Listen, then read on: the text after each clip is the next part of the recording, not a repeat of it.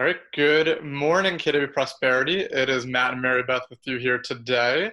It is Thursday, May 7th. The week is moving right along, Yes, and it we is. are going to be finishing the lead generation model today. So, You know yesterday, what? I just want to say something. It's yeah, Mother's Day this weekend. it is, and it doesn't feel like it. No, I was thinking about how I feel like we kind of missed Easter a little bit too. So, when we're talking about lead generation, let's keep that in mind because it is Mother's Day, and what an awesome touch because it slipped my mind Yep, until Sunday I thought about it. But anyway, so we'll talk about that in the lead generation strategies. Some things they could do absolutely. for this weekend.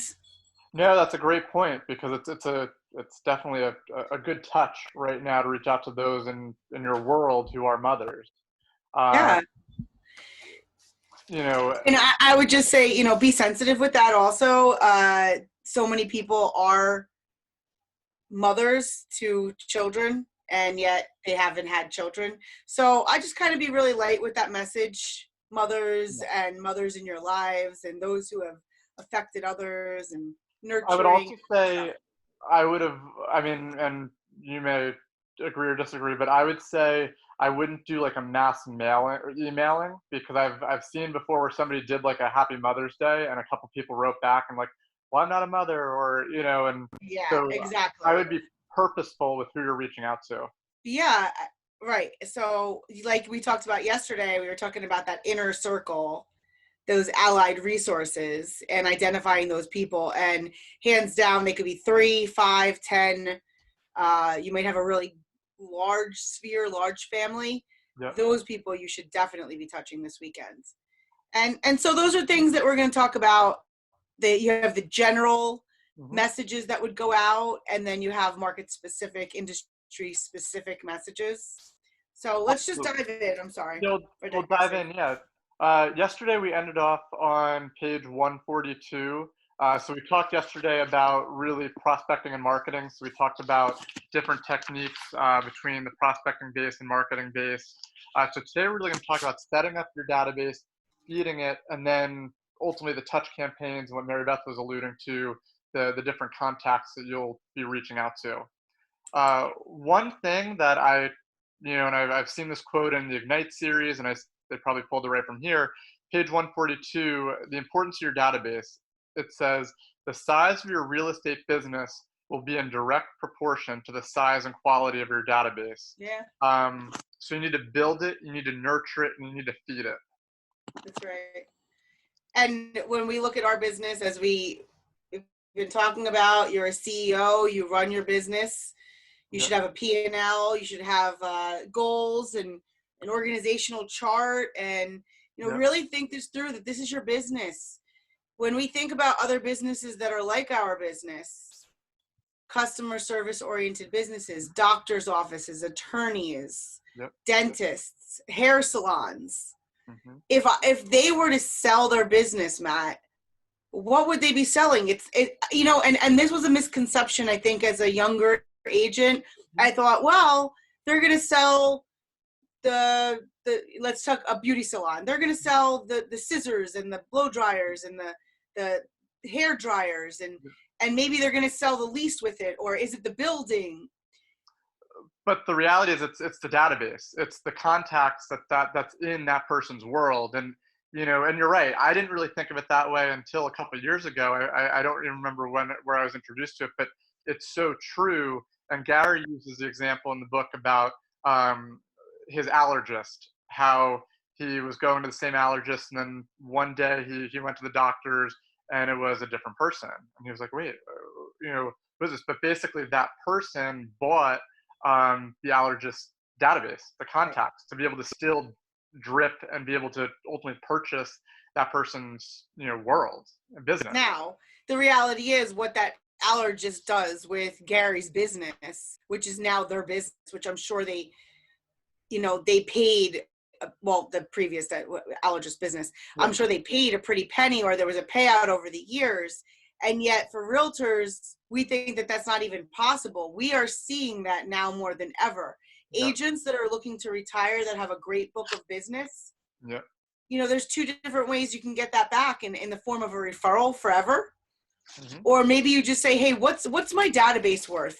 If you were to take all of the people that are in my database and see how much business generates out of my database every single year with the systems that I've put in place, if I could just replace the service and the service still meets the standards and expectations that the clients had originally signed up for when they hire brand X, well, then it won't bother me if a different allergist shows up.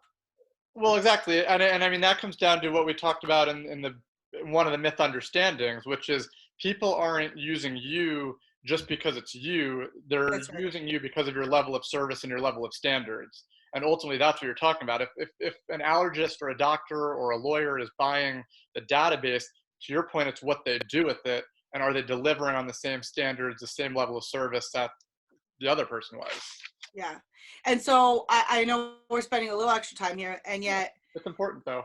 It's really important for you guys to understand that the strength of your database is a huge part of your success in this business. It's a numbers game when it comes down to the database. We talked about it in the last session about economic model, well, 2 sessions ago, that it's a numbers game and it's the law of numbers. So you could always you could always beat your competitor. You could always go get your units and your volume. It just depends on how many units, how many appointments, how many conversations, how many listings in the ground will have to be for you because of your conversion rates. Okay.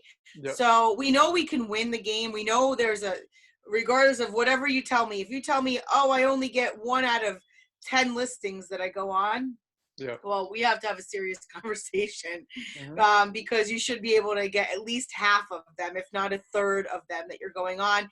And I would say if you've gotten to the table with 3 appointments and you've walked away with only 1, we still should be talking, because your conversion should be better than that. So if you know that it's a numbers game as to getting to what you want as far as units or earnings for the year, then you have to understand that and then understand that the way you improve the conversion rates and the way you improve the probability of the business being done is by working deep inside of that database, working through the people. And that's been a great foundational, perspective, is success through others. It's part of our Y4C2T is success through others. And I guess that also means, as not only in a team fashion, in a sense of leveraging and helping each other, but it also means your database is success through others. Yeah. If you pour into the people that you have, and it could be that you only have 100 people, 100 people, if you look at the lead generation model that we'll discuss, 100 people should be able to give you 10 transactions. Yeah. So you do not have to have thousands of people in your database. That's a misconception. Absolutely. And as it says, just to close your point, as it says on page 144, success in the lead generation game is in the numbers. So you simply can't overdo it. Again, he says over and over, you can never have too many leads.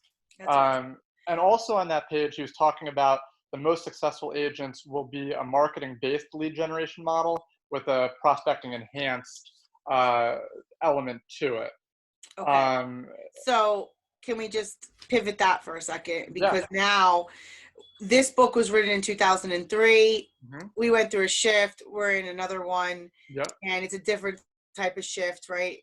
And it changed. It used to be a very marketing heavy, marketing. And that's why you chose the agent, was because of the marketing that was hitting your mailbox every day, literally physically hitting your mailbox. And now we've gone into a different world where there is so much stuff. And Gary talks about this in his One Thing, which we're going to probably have to do next. Yeah, I think we should. Yeah. So Gary talks about this in the One Thing, that there is so much information out there that is available.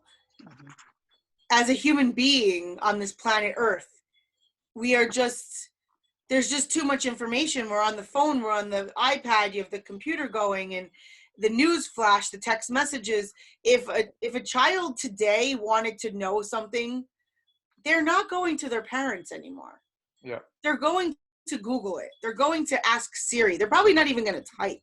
Yeah. Right. But the amount of information that's out there is overload.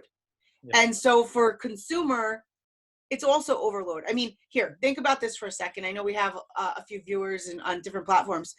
Think about the shopping, ladies, the shopping. And I'm sure men, but it's not marketing to me because I'm not a man and I'm not looking for that stuff. So the algorithms on Facebook and Instagram, and they're not saying Mary Beth is looking at that stuff.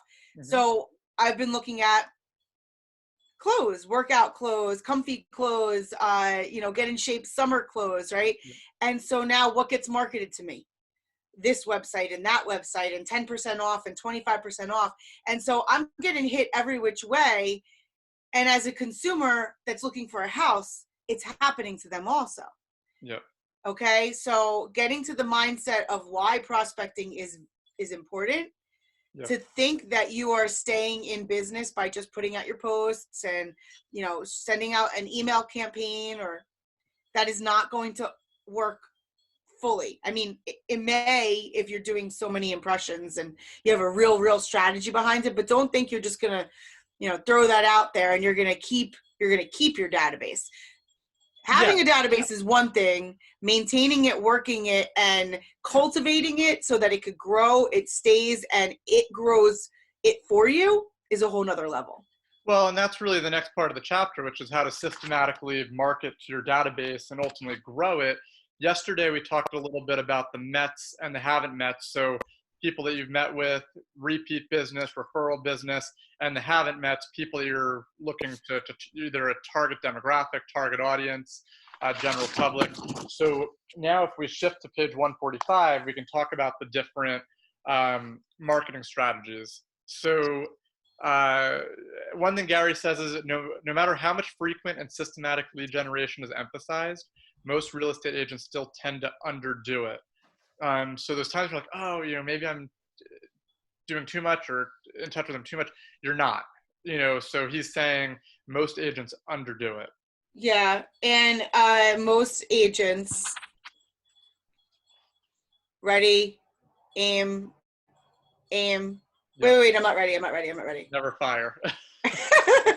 So it's proven that something is better than something that is not 100% the way you would have wanted it is better than nothing.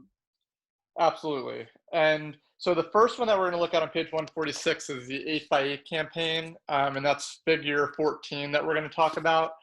Ultimately, the 8x8 campaign is for everyone you know or you meet. So people in your MEC group, they first go on your 8x8 program. So ultimately, they're getting touched every week for 8 weeks. Now, the 8x8 strategy in figure 14, they talk about week 1, dropping off a letter of introduction. Week 2, send a recipe card. Week 3, send an inspirational card, community calendar, market statistics. Week 4, make a telephone call. Week 5, send a free report. Week 6, send a real estate investment or house maintenance tip. Week 7, send a refrigerator magnet, because things that are, you can put on a refrigerator or that are more fixed, people will see more. And then week 8, make a telephone call. One thing before you jump in, obviously that's the plan that's in this book. There's other ways to do it too. I know that I sat in a family reunion class, I want to say 2 years ago, with Chad Himes, who, shameless plug, you're actually going to be interviewing this Tuesday at 12. But he said his 8x8 was as simple as week 1, send an item of value. Week 2, follow up, call them and make sure they received the item of value and what did they think of it. Week 3, send item of value. Week 4, follow up and make sure they received the item of value. Week 5, and then back and forth for the 8 weeks. Well, it's step 1, step 2, repeat 4 times. Exactly. That's all just to break it down into something super simple. Yeah. Listen, guys, it could be step 1, call every single week until you get them to have an appointment or give you a referral. And that's the other thing is, if they're in your database, don't look at them and go, oh, they're not moving. Oh, yeah, they're not going to move for another couple of years. the point of having a database is to work it to see how can I add value to you today? Exactly. And who do you know that I could be helping in real estate? Who do you know who needs to sell their home right now? It's a very challenging time, and we are selling homes. Who do you know that needs to buy a home right now? We're just being super careful, and guess what? Even though there's low inventory, buyers are really being super aggressive with the offers and what they're getting out there. And the REO market and the foreclosure market, they're barely taking like 20 cents on the dime, 20 cents on the dollar. So, you know, there are questions that you could be asking inside of your database, even if you were just going to use step 1 and repeat 8 times, which is just pick up the phone and call. Absolutely. And the reason why they suggest this is because it's been proven, and it says on page 147, that the minimum number of touches required to establish a bond between you and the individual is 8 touches over 8 weeks. So when we were talking about earlier in the chapter, earning that mind share, where, you know, most consumers are only going to interview 1 or 2 agents, this is the way to start building the mind share or gaining the mind share and building that relationship. And you know how they got that, right? They got the 8 by 8. How? The Hobbs herder. Yeah. So there was this. Yeah. there was a study that was done. Hobbs herder was I think like a company or some sort of marketing company, and basically they surveyed a community. They put a fictitious name, face, card together, okay? Yep. But they surveyed the community and they asked, who's the top agent in your area? And they came back with all sorts of random answers. Then what they did was they purposely put together this marketing piece with this fictitious agent and sent it out 8 times, 8 weeks, and then resurveyed them, and 70% of the community named that fake agent. So it was just getting the mind share. Now, once again, and we've talked about this, when you show up on the appointment, you show up with yourself. So sharpening your axe on overcoming objections and knowing the market, that's all on you. And that's different classes, and there's tons of information out there. So once they go through the 8x8 program and they begin to build that relationship with you, the next step is to put them on a 33 touch campaign, which would be after the 8x8. And ultimately, this is a year-round program, so it's a 33 touches over the course of a year. 18 of the touches, and now I know they've evolved it to the 36 touch, but if I'm looking at page 147 in here, essentially 18 touches should be a combination of emails, mailings, letters, cards, recipe cards, newsletters, etc.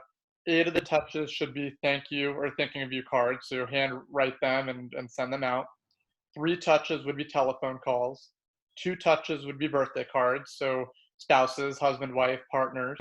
1 touch, as you were just bringing up, Mother's Day card, and then 1 touch for a Father's Day card. So those are essentially the 33 touches that you should be hitting them for the whole year. So I want to just, for some of us that might seem like a lot. It's about having a plan. There was a course, or I guess it was a little tour Ben Kinney was on. And I forget what it was, Expo. Expo was a couple years ago, right? And his thing was a 64 touch, and I do have that somewhere. I can post that. I just have to find the manual, but it was a 64 touch. And if you really think about what you do over the course of the year, I want to challenge you. I want to really challenge you that I know we have all this technology, and you're looking for the simple, like, hey, can I just put my people on this plan or that plan and push the button? So am I. However, I want you to start to think about having control of your business. Okay. So this is just a January, February, March, April, May, June, July, August, September, October, down to December. These stars are for shelf pieces, like Matt was saying. Okay. A calendar, something that's going to stand around in the house for a little bit longer, a magazine that sits around, a pen that somebody can use, highlighter, a bookmark. We were making bookmarks at the office prior to COVID. One of those Cutco Knives. What'd you say? One of those Cutco knives. A Cutco knife. So the thing is, if you're looking at inexpensive and you're trying to stay at $1 a piece, if you look at this program and you say, okay, well, every single month I am going to mail out something in the direct mail to X amount of people. Here's what I want to challenge you with. You tell me what your budget is. Yeah. Yes, I want you to do the command and the Facebook posts and all sorts of leveraged pieces with the technology platform. I want you to do that. However, I want you to also say to yourself, well, do I have $100 I could spend a month? Do I have $300 I could spend a month? And I want to show you something, okay? So if you were to take this plan January through December, there's 12 months, and every quarter you were going to send a shelf piece, like we just spoke about, a calendar, a pen.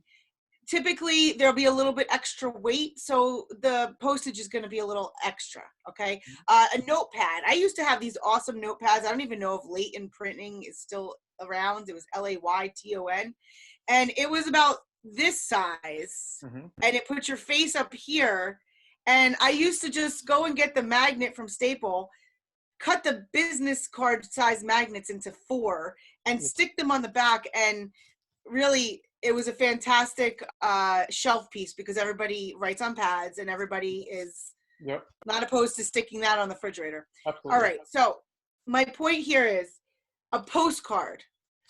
How much is a postcard going to cost you in the mail without even touching it? Because we have a million systems that we could use. 60 cents. I was going to say 60, 65 cents. Okay, so let's just say 70 cents because I don't want to argue with anybody. So let's say 70 cents. And 70 cents, we're going to send that out. We're going to send one in February. We're going to send one in May. We're going to send one in August. And we're going to send one in November. Now, in November, what happens in November in America? Thanksgiving. Okay, so we have to be careful about different faiths and different cultures. And yet, if you're sending something to an American, we all celebrate Thanksgiving. So there you go. November is a Thanksgiving card to your database. December, all the other months, those shelf pieces. December, what do we typically send in December? A calendar for the next year. A calendar for the next year. However you want to send that. It could be electronic. It could be just a regular old calendar, right? Talking about shelf piece items, it should be a physical calendar. Then the other thing would be you want to show up as a market specialist. You don't want to show up as a baker or a restaurateur. Now, if you are a restaurateur, because we do have a few people that own restaurants in our office, maybe once a quarter it is your favorite dish that you're serving at your restaurant. But make it personal, make it specific. Why would you be sending me a recipe? Well, you own a restaurant, so I get it. Now, so that's what the card should be around, the postcard. The shelf piece should be something that's going to stay in somebody's house and is going to be useful. And the shelf piece, I'm going to put about $2 to that because it's probably going to cost you a little bit more, and the weight is going to be something. So if you can hand deliver it, that's even better because you get 2 touches in one. If you can't, you're just going to have to put up the money for that mailing. And then the other piece, like I'm talking about, that quarterly market information, could we not all do a National Association of Realtors snapshot? Absolutely. You all have access to NAR stats. I would advise you to go to Realtor Benefits. If you go to realtor.com, on the bottom, there's tons of links for NAR and reports. And that's what you would send in January. You would send a year in review. In April, you would send a quarter 1. In July, you would send a quarter 2. In October, you would send a quarter 3. So I want you to realize that if I were to put those 70 cents times 8 is what, Matt? 8 touches at 70 cents is $5.60. Yep, and then 4 other $2 pieces is about $8 plus the $5.60 gives us $13.60. $13.60 per client. Yep. per year. So I would absolutely tell you that, because now you got a pie giveaway and you got an event for $20 a client. You can stay in their mailbox, you can put a plan together, and it's a matter of drawing it out, sticking to it, putting it somewhere, having maybe some leverage in executing the action to get this out in the mail, designed and whatnot. But if you were to tell me I have $100 a month I can spend on that, that is going to allow you to market $1,200 a year, which ultimately is 60 clients. Yeah, and I mean, when you look at the stat on page 148, for every 12 people in your Met contact database to which you market yourself 33 times, you can reasonably expect to net 2 sales. So, if you do what you just said, I mean, that was for one person. But if you did that for 100, or 100, you're basically, you could count on So let's 8 look to at 10 sales. Well, yeah. So let's look at that. I just broke it down: $1,200 for the year, $100 a month, Mm-hmm. and I'm going to spend $20 on a client. So it's going to cost me $20 a client, so I can service 60 clients that way for the year. Yep. 60 clients in the new model, because it's for every 10 you should get one. Yep. You should see 6 transactions come out of that. Now, if you spent $1,200, what's the average commission in our area, Matt? On average, 400,000. Let's say $10,000, 2.5%. Yeah, it's about $10,000, right? So $10,000 times 6 transactions is $60,000. Yep. And you're telling me I have to invest $100 a month to make $60,000? Yeah, it's crazy, and that that also then leads into the 12 direct real quick, which is really targeting people that you haven't met. And here it's saying at a 50-to-1 ratio, you'll have to have 2,500 people in your database to consistently hit an annual goal of 50 closed sales. Yeah. So ultimately, they're saying for every 50 people, you can really expect to generate 1 sale. As I should have read that part first, but yeah. So let me clarify something though. Yeah. This is the physical. This is the 12 direct. This is the direct mail campaign. Yep. This then gets accompanied with an automated mail email campaign as well, and then with the birthday cards and all the other stuff, and then that creates your 36 touch. So what I just explained was just simply a 12 direct. Yep. And what Matt is saying is, without even picking up the phone or doing any extra activity, Right. if you just invested that, you're going to get a different ratio. It's 50-to-1 in here. Yeah, so that's 50-to-1. And if I were to look at that and say, well, if I did it for 60 people, if I did it for 50 people, that's $1,000 I would put out. You're telling me I put out 1,000 and I get 10,000 back. I mean, it's still that is actually the formula for success: 10-time return on your money. Yep. Well, and that's where, and honestly, that's a great segue for our conversation tomorrow. We got the MREI, but next week we're talking about the budget model. Yeah. So we're going to be talking about your return on investments. So when we're talking about the lead gen model and the money you're putting into the 33 touch and the 12 direct, ultimately we're going to talk about what type of return on investment you should be getting to make sure you're red light, green light, which we'll talk about on Monday. That's right. We also touched a little bit about that in Shift. Yep. Tactic 2, I believe, right? Yep. Remargining your business. Yep. So I feel really good about these series, Matt. I encourage you to go back and listen to what we're talking about. Yep. If you have questions, shoot a text or a message to Matt or I to clarify. We could grab 15, 20 minutes to go deeper or personal. Some of this stuff relates to you. Some of this stuff may not. Some of it you may not even know what we're talking about, which we would be happy to, because we're super passionate about helping people achieve. Perfect. Yeah. So, I mean, we're basically about halfway through. We're up to page 152 right now. So we're moving into the budget model. And, we'll pick that back up on Monday. Tomorrow we've got the MREI with Kurt, Megan, and I hope Dana will be on it again as well. Yep. Perfect. Then we'll see you all tomorrow. Okay. Awesome. Thank you. Bye.